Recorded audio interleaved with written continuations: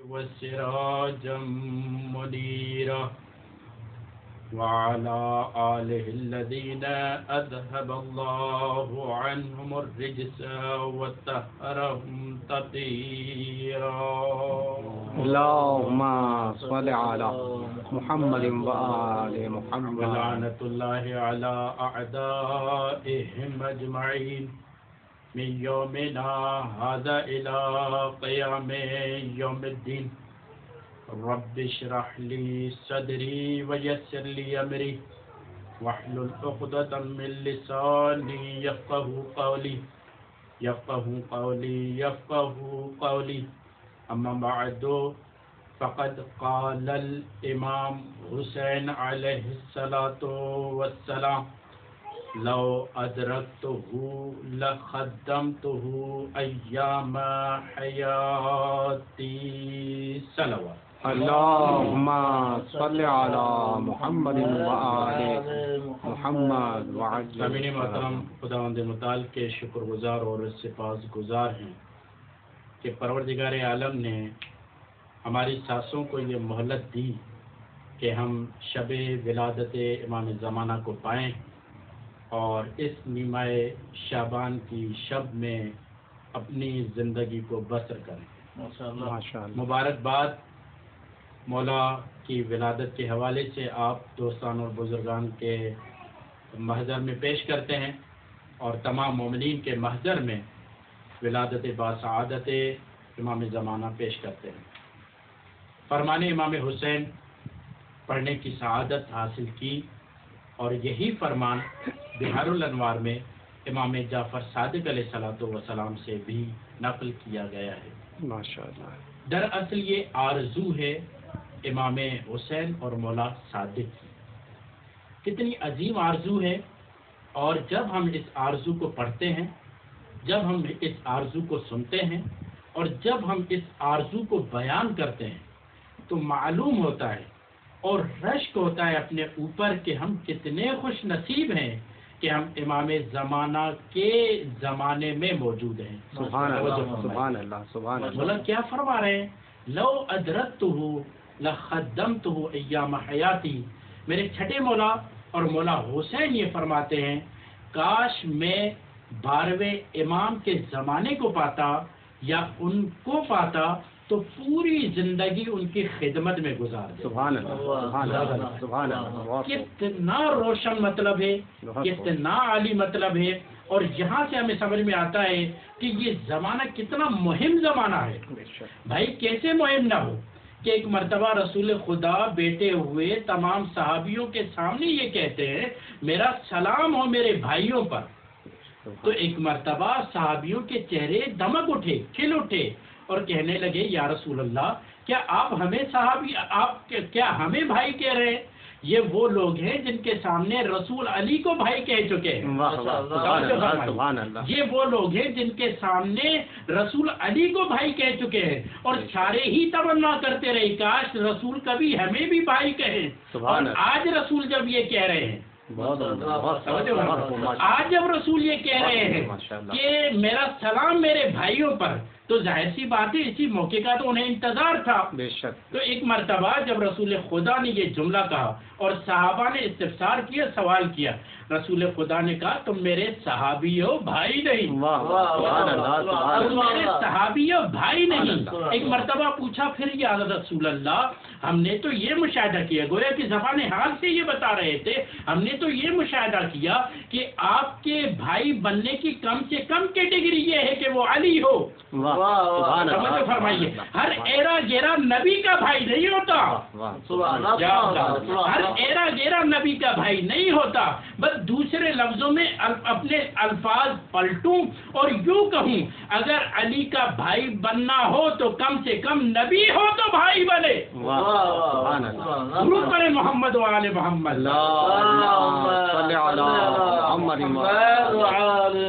بس لکھنا چھوڑ دو فلاں فلاں کا بھائی ہے، سبحان اللہ سبحان اللہ اگر تمہاری نظر میں بڑی ہی جلدی کے ساتھ اگر تمہاری نظر میں رشتہ داری فائدہ نہیں دیتی، ارے بھائی جب ابو طالب کو اس کے بیٹے ہونے کی رشتہ داری اسے فائدہ نہیں دیتی تو ایرے غیرے کو بھائی ہونے کا فائدہ کہاں دے گی؟ سبحان اللہ سبحان اللہ سبحان اللہ. بس تمہارا یہ بھائی کا نسبت دینا بتا رہا ہے کہ رشتہ بھی کبھی کبھی فائدہ دے دیتا ہے. تبھی تو کہنے والے نے آ کر کہا تھا یا علی آپ کا بابا جہنم میں جائے گا. تو ایک مرتبہ مولا علی نے کہا اپنا کام کرو، مجھے اپنا کام کرنے دو. جب اس نے 3 مرتبہ کہا تو ایک مرتبہ مولا علی کے پورے جسم کا خون سمٹ کر آنکھوں میں جلال بن کر یہ جملہ نکھر کر سامنے آیا، یاد رکھو کیا تم نے رسول سے نہیں سنا یا علی انت قسیم النار والجنہ، یعنی انت قسیم النار والجنہ، تو جنت اور جہنم کو تقسیم کرنے والا ہے. اور جس شریف بیٹے کے ہاتھ میں جنت اور جہنم کا اختیار ہو وہ کیسے ہو سکتا ہے کہ اپنے باپ کو جہنم؟ اندازہ لگائیے مولا کائنات کیا سمجھانا چاہ رہے ہیں. مولا کائنات یہی بتانا چاہ رہے ہیں. اور یہاں پر ایک جملہ یہ ادنا طالب علم کہتا ہے زمانے والے کو ہر علی سے کام نہیں ہے، اور ہمیں بھی ہر علی سے کام نہیں ہے. ہمیں تو اس علی سے مطلب ہے جو ابو طالب کا بیٹا ہے. ارے زمانے والے ابو طالب کے بیٹے سے چلتے ہیں، ہر علی سے نہیں چلتے. بھائی علی تو اور بھی موجود تھے. درود پڑھے محمد و آل محمد پر. اللہم صلی علی محمد. تو جب رسول نے یہ کہا کہ میرا سلام ہو میرے بھائیوں پر، سبحان اللہ، تو ایک مرتبہ تمام صحابہ عالم شدت شوق میں پوچھتے ہیں یا رسول اللہ ہم بھائی ہیں. کہا نہیں تم میرے صحابی ہو. ایک مرتبہ منہ اتر گیا اور کہا پھر یا رسول اللہ آپ کے بھائی کون؟ سبحان اللہ. کہا میرے بھائی وہ ہیں جو میرے 12ویں کے زمانے میں زندگی بسر کر رہے ہوں گے. اللہ میرے 12ویں کے زمانے میں زندگی بسر کر رہے ہوں گے اور مجھے نہیں دیکھا ہوگا، میری آل کو نہیں دیکھا ہوگا، 12ویں کو نہیں دیکھا ہوگا. انتظار ایسے کر رہے ہوں گے جیسے ابھی دیکھ رہے ہوں گے. سبحان اللہ. آپ اندازہ لگائیے یعنی نبی کا بھائی یا علی بن سکتا ہے، سبحان اللہ، یا وہ بن سکتے ہیں جو 12ویں کے زمانے میں زندگی گزار رہے ہوں. اور رسول نے شرط لگائی جو 12ویں کو ماننے والا ہو. آگے مرید رسول نے شرط لگائی کہ جو 12ویں کو ماننے والا ہو. اب یہاں پر ایک گزارش ہے، کیا بھائی بنانا صرف فضیلت کے لیے ہے یا ذمہ داری؟ بھائی بنانا فضیلت کے لیے یا ذمہ داری؟ جب ہم ایام ذی الحج میں قدم رکھتے ہیں اور 18 ذی الحج ہمیں نصیب ہوتی ہے، یوم غدیر نصیب ہوتا ہے، مفاتی کی طرف جاتے ہیں، کتاب کھولتے ہیں، وہاں پر ایک باب ملتا ہے، وہ باب ملتا ہے اخوت سازی کا باب. سبحان اللہ سبحان علی مولا کے طفیل ہمیں ملتا ہے اخوت سازی، بھائی بھائی بنانا. جب ہم اس میں ایک دوسرے کے ساتھ سیرے پڑھتے ہیں، تعہد کرتے ہیں، ایک دوسرے کو فضیلت منتقل نہیں کرتے. توجہ فرمائے آواز صاحب، ایک دوسرے کو فضیلت منتقل نہیں کرتے. یہ بھی علی کا محب، یہ بھی علی کا محب. پھر سیغہ سازی ہوتی کیوں ہے؟ بھائی تو ویسے یہ قرآن نے کہہ دیا انما المؤمنون اخوہ، مومن مومن کا بھائی ہے. اب یہ ہاتھ پہ ہاتھ رکھ کر یہ سیغہ سازی کیوں ہو رہی ہے؟ کہا تعہد کرو، سبحان اللہ، وعدہ کرو، ایک دوسرے کی مدد کرو گے، ایک دوسرے کی نصرت کرو گے، ایک دوسرے کے ساتھ رابطے میں رہو گے.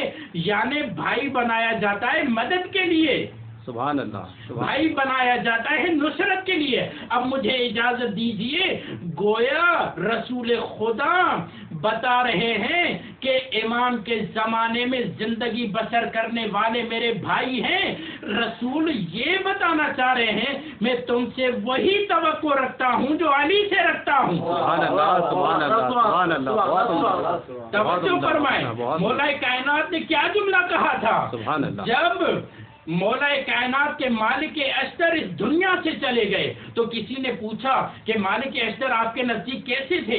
کہا مالک اشتر میرے نزدیک کیسے تھے جیسے میں نبی کے لیے تھا،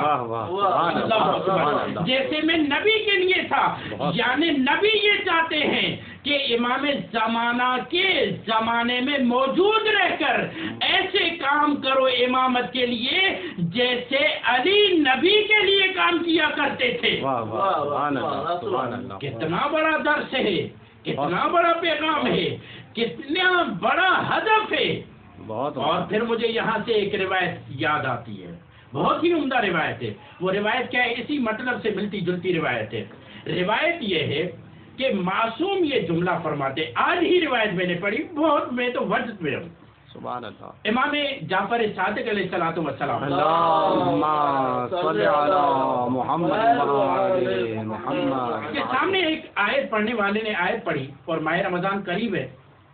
پڑھنے والے نے کہا کہ یا ایھا الذین آمنوا کتب علیکم الصیام کما کتب علی الذین من قبلکم لعلکم تتقون۔ کہا مولا پہلے کی امتوں پر روزہ فرض تھا، ہم پر بھی فرض ہے۔ مولا نے کہا کہ تم اصلاح کرو۔ کہا مولا کیا اصلاح کروں؟ کہا پہلے کی امتوں پر روزہ فرض نہیں تھا، پہلے کی امتوں کے نبیوں پر روزہ فرض تھا۔ یا اللہ، پہلے کی امتوں کے نبیوں پر روزہ فرض تھا۔ کہا مولا کیا کہنا چاہتے ہیں؟ کہا یہ امت محمد کی فضیلت ہے، جو پہلے نبیوں پر فرض تھا اللہ نے وہی اٹھا کر امت محمد پہ فرض کیا۔ سبحان اللہ۔ یعنی کیا کہنا چاہتے ہیں مولا بتانا یہ چاہتے تھے کہ پچھلی امتوں کے نبیوں سے جو اللہ کو توقع تھی وہ امت محمدی سے اللہ کو توقع ہے۔ یعنی جو فرض نبیوں پہ تھا اللہ اکبر، وہی فرض نبی کی امت پہ کیا، اس لیے نہیں کہ فضیلت نہیں، بلکہ جو نبیوں سے توقع تھی وہی تم سے توقع ہے۔ بھائی کیا توقع ہے؟ کہا جیسے وہ دین کا پیغام نشر کرتے تھے، تبلیغ کرتے تھے، مدد کرتے تھے، انہیں موقع نہیں تھا، ایک زمانے میں 70 نبی مار دیے جاتے تھے۔ اللہ نے تمہیں موقع دیا ہے، امنیت دی ہے، تمہیں طاقت دی ہے، قدرت دی ہے، تم جاؤ پیغام امام کو آگے بڑھاؤ۔ سبحان اللہ، سبحان اللہ۔ اب اس سے آگے، اب جو مومنوں کا لحاظ رکھنے والا ہو اس پر کتنی بڑی فضیلت ہوتی ہے۔ بے شک۔ توجہ فرمائیے، یہاں پر ہماری صنف کے متعلق ایک جملہ ہے۔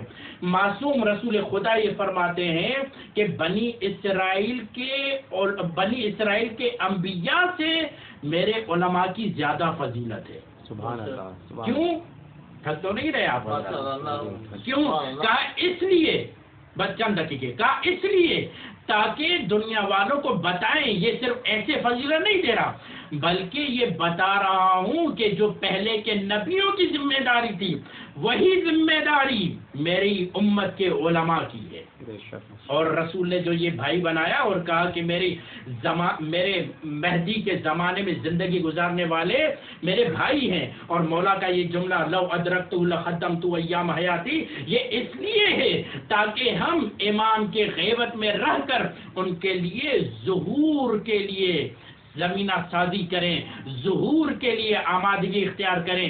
تبھی رہبر معظم کا مجھے یہ جملہ بہت پیارا لگتا ہے، فرماتے منتظر اسے کہتے ہیں جو امام کی غیبت کے زمانے کو کم کروائے۔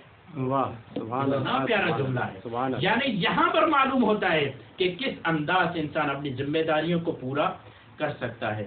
وما علینا الا البلاغ المبین۔ والسلام علیکم ورحمۃ اللہ وبرکاتہ۔